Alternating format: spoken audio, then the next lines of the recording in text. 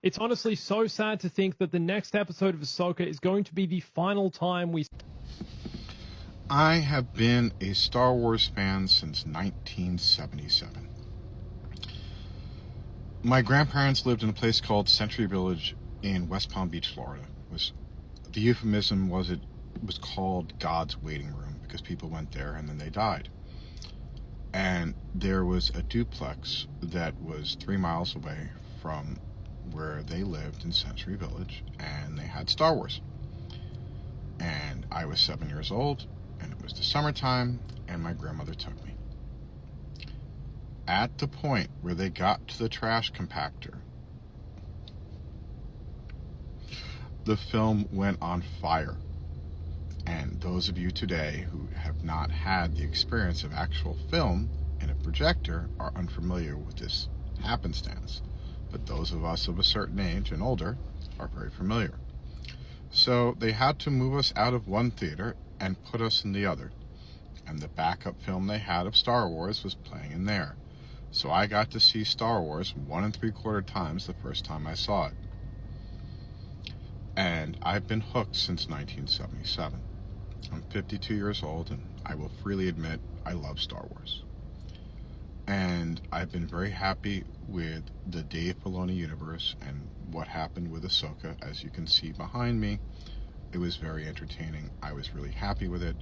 What has me sad is the loss of Ray Stevenson's character. Baylan seemed to be quite interesting, and where I think they were going to be going with him was going to also be very interesting, but we don't know how they're going to pull that off without Ray's character there.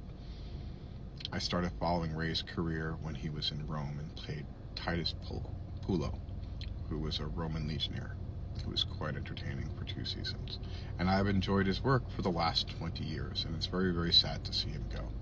But my recommendation for those of you who are watching things like Ahsoka or watching, The Mandalorian, take the time to explore all the stuff that Disney has for Star Wars.